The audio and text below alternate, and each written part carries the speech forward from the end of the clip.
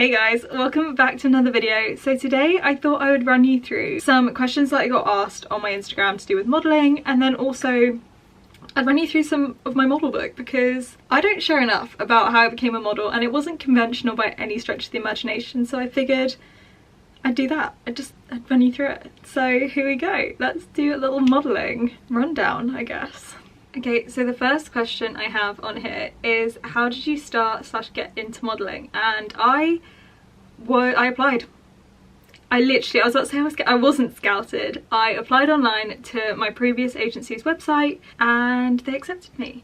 So top tip when applying is always use no filters, always wear minimal to no makeup. I feel like if you've got a huge sit, you're like, it's okay to put a bit of concealer on that because that's not a permanent part of your face. But no heavy makeup, clean simple clothing, usually black or at least neutral. Don't wear baggy clothes, wear skin tight. If you're a girl, wear heels. If you're a boy, I don't know what you should bring. But yeah, so apply with digitals, or even better, if you feel like you're better in person and your personality helps sell your look a bit, go and see if there's open castings or casting days at any of your agencies, and always look into their requirements because some agencies still have height requirements in 2024, so I wouldn't particularly want to walk into Select because they've still got 5'8" minimum and I am 5'5". So try and also maybe go for agencies where you can't see someone like you on their books, or they cater to a lot of clients that you want to work with and you know that you would potentially want to work with. Be realistic, but also if you want to shoot your shot, do it, because you miss 100% of the shots you don't take, basically. So I've been asked by someone, do agencies care much about the age of a model, and can I make it as a model in my early 30s? So again, look at the books of an agency. So some agencies have a classics division or a commercial division, and more often than not, a lot of agencies are starting to care less about age. I thought if you meant this as like a younger bracket, most agencies have a 16 minimum, and if you're 16 to 18, you usually have to go to jobs with a parent or a guardian. The age of a model, basically, as you get older, as long as you have a look, as long as you're going to an agency who book a lot of jobs for people who are 30 or older, or if you are 30 and look younger, amazing. But again, do your research into the agency first to see if they would represent you. If they seem to represent women, and only women who look around 25, they could be older, but if they still look 25, that's the kind of thing, you know, that you've got to keep an eye out for. How do you feel the first time modelling? Can you describe it? So my first ever job was for actually a rock band's merch, which is quite cool. It was for While She Sleeps, which is a rock band that I'd never heard of, but a few of my friends had, and they lost their shit when they found out. And I was shitting myself because that was my first ever paid job. I was paid 200 quid for a half day. And I was absolutely out of my comfort zone. They literally asked me on set, I think I've got the video somewhere, they were like, who do you listen to music wise? And I was like, Taylor Swift. But yeah, it was a great experience. The guys were so lovely and it was such like a welcoming experience. The biggest tip I have is I told them, I was like, this is my first paid job, and they were like, you're gonna be great, because they booked you because of your face. Back yourself for your first job. But yeah, I was so nervous, but it was really, really nice. How tough is it to balance personal life and professional life as a model?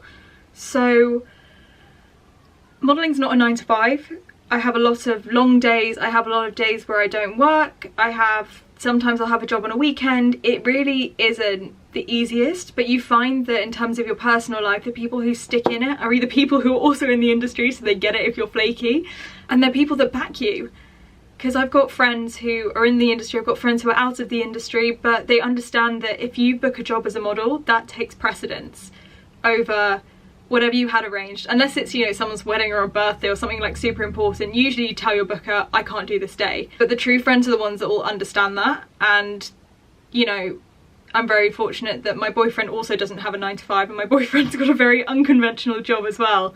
So that works well for both of us, because it means when he has days off, I can often get the day off. And he works weekends, and I can be there with him, I can not be there with him. So it really depends on your personal circumstances. But if you're booked and busy as a model, that's amazing. Just make time to check in with the people that you love. And if you're super dead quiet as a model, use that time wisely. Check in with those people. And if you have friends who are also models, which tends to happen, we tend to gravitate towards each other.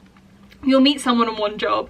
The amount of people that I'm friends with that, well, not friends with, but the amount of people that I'm still in touch with from various jobs speaks volumes, because we all get it. We're all in the same boat and we all have to support each other. So the amount of coffees I've promised people and then one of us is flaked, but I get it because they were off doing something incredible, or I was off doing something incredible, and I'd rather that than be at a coffee with the person who'd rather be making money. So it really depends on your personal outlook. And last question I'm going to answer: what are the things you like and dislike about modelling as a career? Oh boy. Okay, so the things I like and I love about modelling as a career is working with so many different people. You get to meet different people, you get to go to different places, you get to be innately creative, you get to understand, you know, it's more lucrative than some jobs could be. It's also, but the downsides of this is that it peaks and troughs. You could have a week of being back-to-back booked, and then you could go 2 weeks with nothing.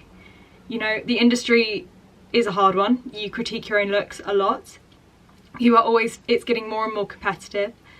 It's unbelievably stressful and disheartening sometimes, because, you know, you could really want a job and then they just won't go for you, and that's perfectly fine. You've got to work out ways around that.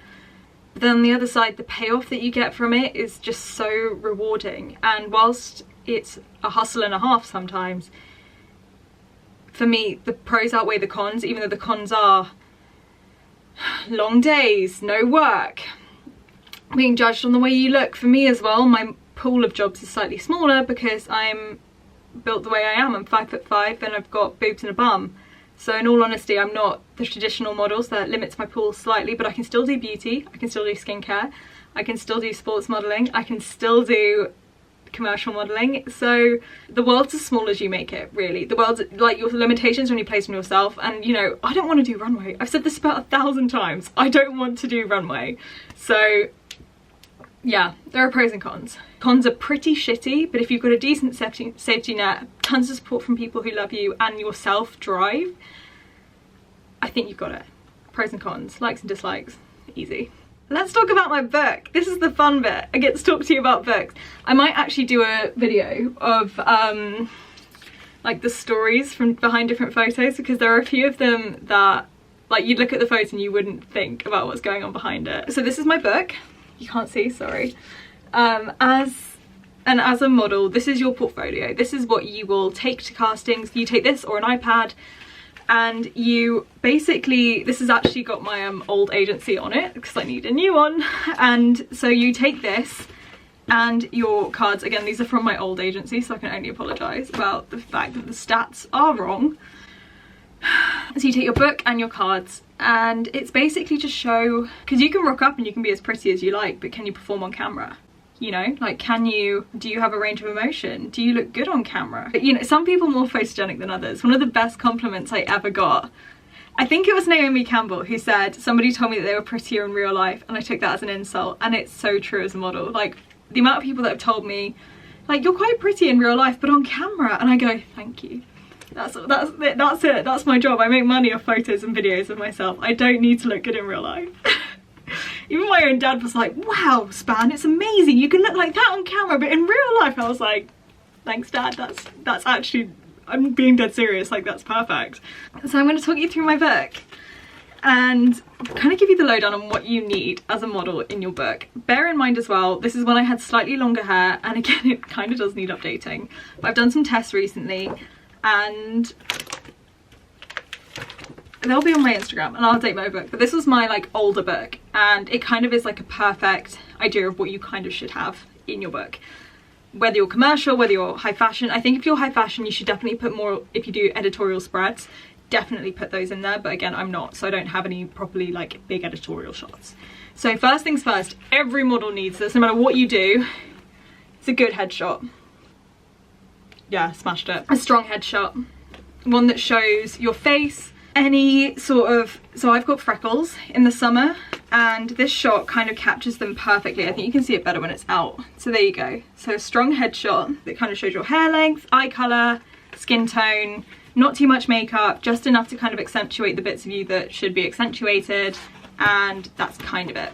As a model, when you're building your book, you need to do test shoots. And I don't know if I've explained this previously, but a test shoot can either be paid for by you, or it can be TFP, which means time for print, which is kind of an old way of saying like you and the photographer give your time to each other for the prints that come out of it. So time for print, it's free.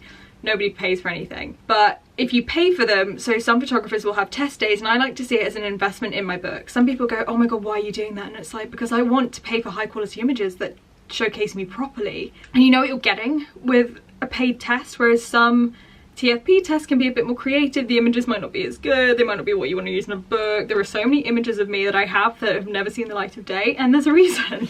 I mean, some of them, it's just that I've not had time to post them, but also some of them just aren't the best reflection of me, and that's perfectly fine. Like, that's totally legit. Not every image is going to be a 10 out of 10, and you've got to know that. Also, I really recommend in books is having a mix of both outdoor and indoor shots. So I have, on the next page, I have this.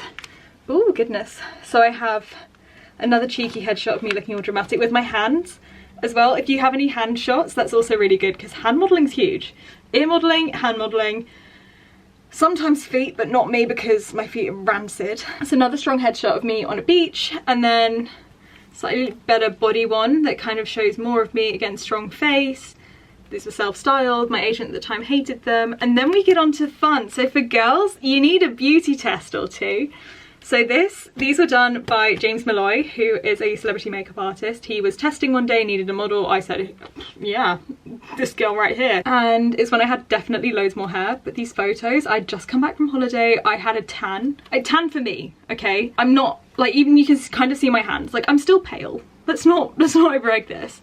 But yeah, so strong beauty test. Honestly, those images just make me so happy. And then come back to some more studio shots. Again, slightly different vibe, slightly moodier, a bit more personality. That is one thing a lot of models are terrified of showcasing. But if you've got a personality, it could be what puts you apart from other people in terms of a job. Like, I've had people on set say, oh, we found your Instagram, thought you were pretty, found your TikTok, thought you were hilarious. And I was like, your sense of humour is broken. But thank you. If you have a personality as a model, you have better range. People will get that you'll be great on set, that you'll be fun to hang out with, that you'll be a straight up vibe. Like, you'd rather that than to be boring, moody on your phone. So be yourself in modelling as well. I mean, not too much. There's like a line. But like, don't be afraid of smiling. But you do get some models who just like can't smile, which is the thing. Okay, then more. Got more on a beach. Again, some more body. Show off the clavage. Oh yeah, cheeky, fun. Always put them in. A nice double page spread. There you go, there she is. Bonjour. Shows off the body, shows that you've got, you can like, because if you show off like a big image, it's like, oh sick, that could be a billboard, you know? Kind of give them the je ne sais quoi. Give them the shit, she could be in this campaign, like that is the face. That is it. Oh, we've got some more fun bits actually. So again, if you've got any strong shots from jobs that you do, whack them in. Like, talk to your agent, because they'll help design your book for you. But yeah, so this was from a sunglasses shoot I did. Every image that I found them all on my laptop the other day. They're taking up 4 gigabytes of storage. I need a hard drive. Every shot from this shoot, people adore. It's so sick. It's such a good one. And this was from a skincare campaign that I did. Again, the vibe's so different. You go from baddie with 21 pins in that bun, slicking my hair back, to fresh face, delicate, skincare queen. And then another little test shot set. Again, a little smile. A little smile goes a long way. Don't be afraid of smiling. Oh my god, I forgot all about these. So I modelled for a restaurant chain called San Carlo, and there's one, and this was at their one in Manchester, I think. And yeah, I don't know how many of these were used for their socials, but that's one. Fun fact, that dress is being pinned back so I don't flash everyone, because I think I flashed the waiters, because they're real waiters that were like around me. And then that's me in the door looking so tall. I was like, okay. And it's so different for me as well, because it's like proper 70s like vibe, straight up. And then these, oh, I shot these with a friend of mine. Her name's Holly, and I love her, and she shoots on film. She does digital sometimes, but I love her film stuff. And so that was the first time we shot together. That was the second, like one of the, I don't know, actually at this point I think I'd lost count, but this was the first time. And then she took this photo, and this photo makes me feel good about myself, because she was about to take this and she went, ugh, and I was like, what? She was like, black and white photography is such a waste on your eyes. And I was like, what? And she was like, you're so blue. And I was like, Holly, I love you. We got a full body. We got a half body. We got another half body. We got a headshot. This one is powerful. Got another mid body. Got a smiley one. What's here? Oh god, straight up grunge. Bit of that. I think you can see my foot.